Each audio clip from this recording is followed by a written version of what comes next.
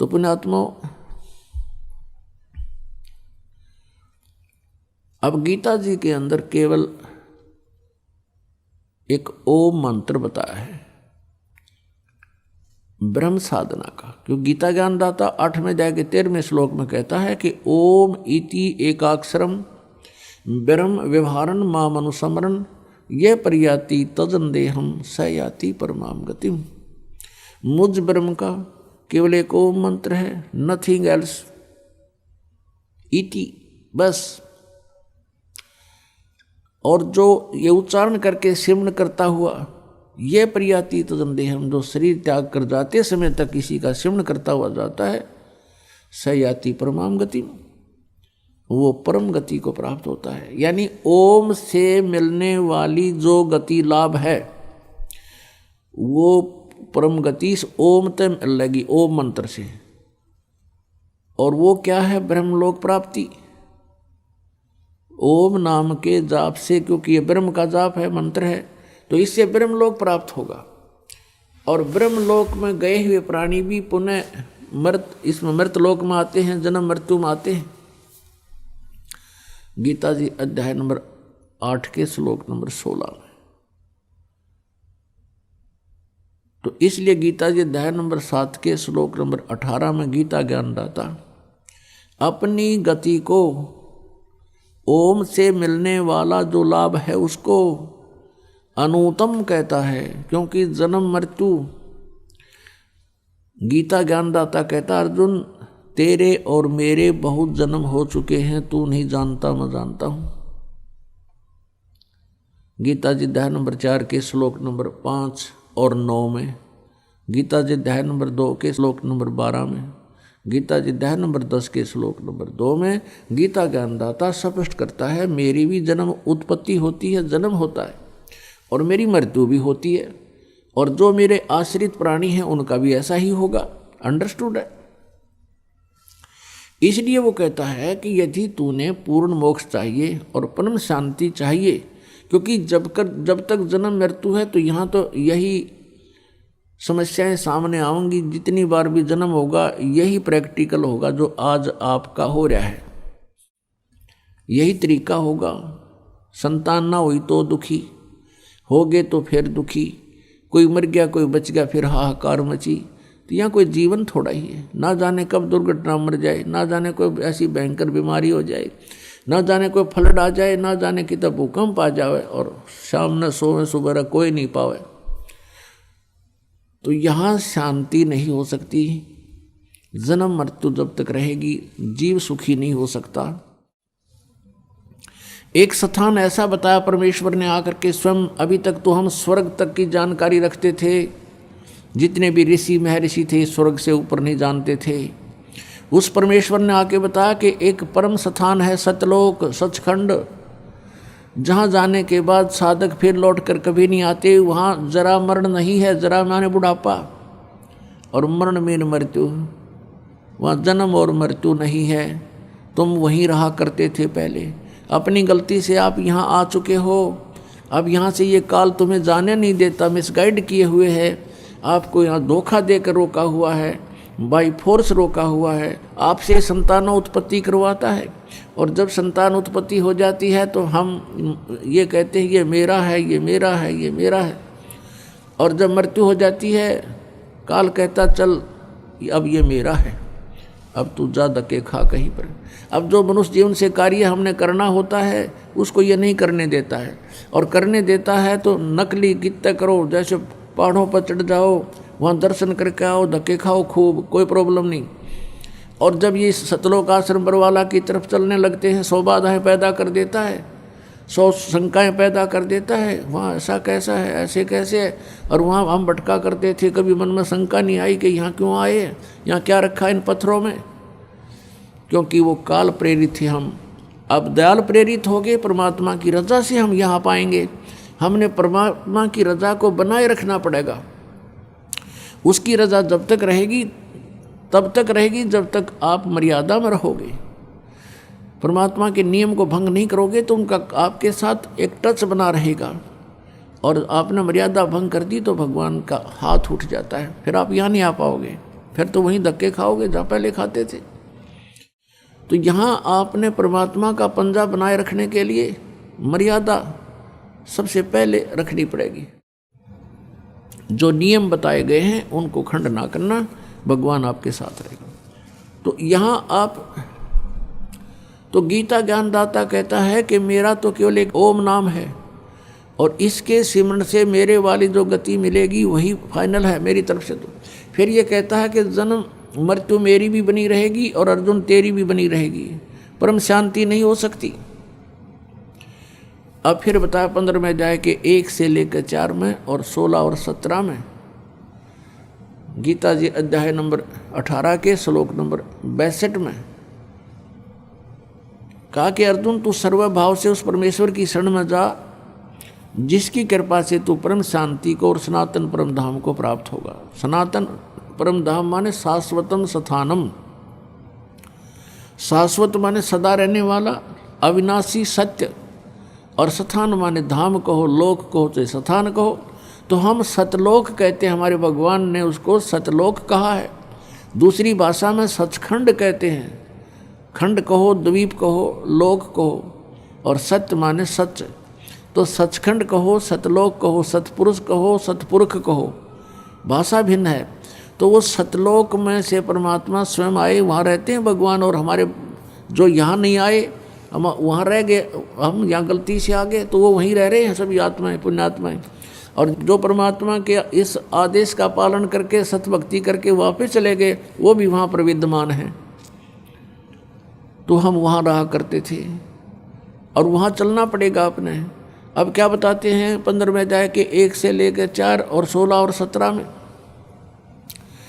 गीता ज्ञानदाता कहता है कि सरपुरुष और अक्षर पुरुष, सरपुरुष ये स्वयं है, अक्षर पुरुष ये परब्रह्म है जो 7 संग ब्रह्मांड का स्वामी है, और सरपुरुष है ये केवल 21 ब्रह्मांड का स्वामी है। और गीता जी अध्याय नंबर 15 के श्लोक नंबर 17 में कहा कि उत्तम पुरुष है तू अन्य परमात्मा इति उदाहरते, ये लोक धर्म आविश्य विभर्ति अवय ईश्वर है। अब सरपुरुष और अक्षर पुरुष जो 15वें अध्याय के 16वें श्लोक में कहा है कि ये तो दोनों नाशवान हैं, इनके अंतर्गत जितने प्राणी हैं वो भी और ये भी। जीवात्मा अलग, वो तो सेपरेट इशू है, वो तो गधे कुत्ते सब की अमर है, वो नहीं मरती।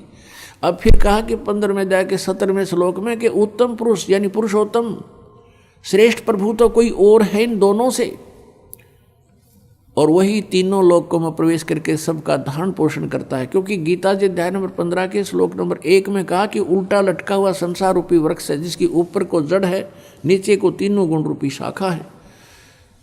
तो ये संसार रूपी वृक्ष की जड़ जो है मूल परमात्मा है, परम अक्षर ब्रह्म है, और मूल से ही पूरे पेड़ को आहार मिलता है। तो यहाँ बताया है कि वो जो मूल रूपी भगवान है वो परम अक्षर ब्रह्म। 8वें अध्याय के प्रथम श्लोक में अर्जुन ने पूछा कि वो आपने जो 7वें अध्याय के 29वें श्लोक में कहा है भगवान कि जो तत्ब्रह्म को और सारे दात्म को और सभी कर्मों से परिचित हो जाता है, जान लेता है, वो केवल जरा और मरण से ही छूटने का प्रयत्न करता है, या संसार की कोई वस्तु डिमांड नहीं करता। तो किम तत्परम, वो ऐसा क्या भगवान है, ऐसा कौन है वो परमात्मा जिसके जानने के बाद फिर यहाँ की इच्छाएं समाप्त हो जाती हैं। गीता ज्ञानदाता ने 8वें अध्याय के 3रे श्लोक में कहा कि वो परम अक्षर ब्रह्म है। तो यहाँ 15वें अध्याय के 17वें श्लोक में कहा है उस परम अक्षर ब्रह्म की तरफ संकेत है। परम अक्षर पुरुष कहो चाहे ब्रह्म कहो, कि वो तीनों लोकों में प्रवेश करके सबका धारण पोषण करता है, वो उत्तम पुरुष है। तू अन्य, वो तो वो परमात्मा तो कोई और है। अब यहाँ गीता ज्ञानदाता 15वें अध्याय के 18वें श्लोक में कहता है अपने बारे में कि मैं तो केवल लोक वेद के आधार से पुरुषोत्तम प्रसिद्ध हो रहा हूँ, क्योंकि मेरे अंतर्गत जितने प्राणी हैं, चाहे वो जड़ हैं, चाहे वो जीवात्मा हैं, और चाहे वो स्थूल शरीरधारी हैं प्राणी हैं, जितने भी प्राणी मेरे 21 ब्रह्मांड में हैं उनसे मैं श्रेष्ठ हूँ, उनसे तगड़ा हूँ, इसलिए मैं पुरुषोत्तम प्रसिद्ध हो रहा हूँ। आई एम नॉट पुरुषोत्तम, क्योंकि वो तो 15वें अध्याय के 70वें श्लोक में बता दिया वो तो कोई और है। और कहे मैं तो लोक वेद यानी सुने सुनाए ज्ञान के आधार से और यहाँ के जितने प्राणी हैं वो मुझे पुरुषोत्तम मान रहे हैं। मैं पुरुषोत्तम नहीं हूँ, मेरा तो जन्म मृत्यु होता है। फिर पुरुषोत्तम की तरह जिसकी जन्म मृत्यु होती है। तो उस पुरुषोत्तम के पाने के लिए गीता जी अध्याय नंबर 17 के श्लोक नंबर 23 में कहा है कि उस परम अक्षर ब्रह्म की साधना का मंत्र बताया है कि ओम तत्सत इति निर्देश ब्रह्मण त्रिविद समर्थ है। उस ब्रह्मण माने सच्चिदानंद घन ब्रह्म यानी परम अक्षर ब्रह्म का जो मंत्र है, उसको पाने की जो साधना है वो 3 मंत्र की है और उसकी 3 प्रकार की विधि है उसके सिमरण करने की। ये है उस परमात्मा के पाने का।